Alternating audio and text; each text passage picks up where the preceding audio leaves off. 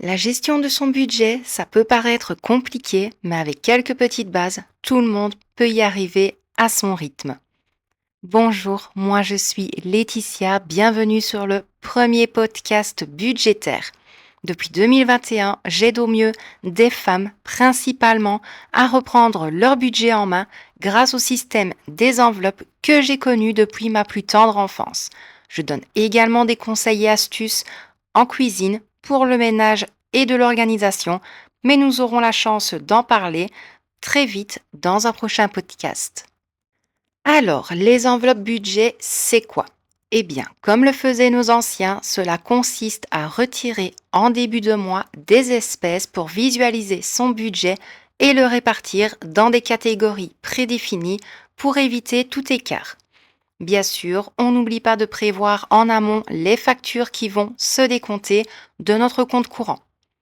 Parlons enveloppe et catégorie, car oui, c'est à vous de définir vos propres catégories d'enveloppe selon vos besoins. Alimentation, carburant, loisirs, animaux, enfants. N'oublions pas surtout de prévoir une épargne de secours qui pour moi est la plus importante. Prévoyez un certain pourcentage que vous placerez directement en épargne sans ne jamais y toucher. Maintenant, comment définir son budget? Premièrement, calculez vos charges fixes, loyer, eau, gaz, électricité, crédit. Ensuite, la somme restante sera divisée pour chacune de vos catégories. N'oubliez pas que chaque foyer est différent, tant au niveau financier, tant à la composition familiale. Ici, je dis toujours, la gestion d'un budget, c'est comme les maths. Si tu n'aimes pas les chiffres et calculs, en général, eh bien, il est fort possible que cela paraisse comme un calvaire. D'ailleurs, le plus gros point noir dans une très grande majorité de personnes, c'est la catégorie alimentation. Prenez le temps de checker les 3 derniers mois de vos tickets de caisse ou compte bancaire. C'est à ce moment précis que l'on ouvre les yeux sur les grosses dépenses quotidiennes. Et pourtant, malgré tout, c'est grâce à cette catégorie que vous allez pouvoir dégager des petites économies. Mais comment dégager des petites économies? Eh bien, pour vous donner mon astuce depuis janvier 2024, eh bien, j'ai dû restreindre mon propre budget car j'ai des priorités urgentes de 1, mais de 2, nous n'avions pas besoin d'autant d'achats au niveau alimentaire.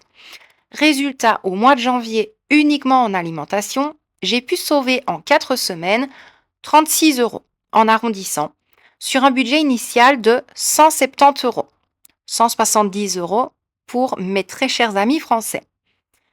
Au mois de février, sur 3 semaines, uniquement 3 semaines de courses, j'ai réussi à sauver presque 39 euros sur un budget initial de 190 euros.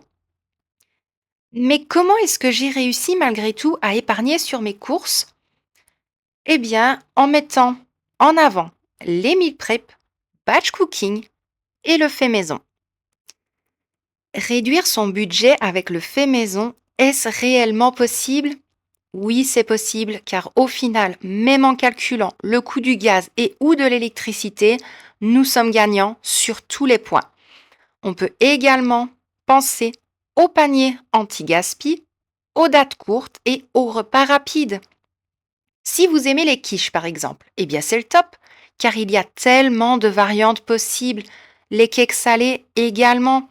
Dans une cuisine, il faut être inventif et croyez-moi, c'est encore meilleur à ce moment-là.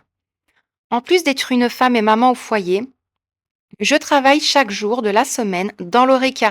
Donc là aussi, mon temps est limité au quotidien, mais malgré tout, j'arrive à économiser sur mes différentes catégories, mais surtout à cuisiner des plats rapides et surtout fait maison. On va s'arrêter là pour aujourd'hui. Moi, je vous donne rendez-vous jeudi prochain pour un nouvel épisode de podcast. N'oubliez pas notre rendez-vous les dimanches pour la vidéo de cuisine à petit budget.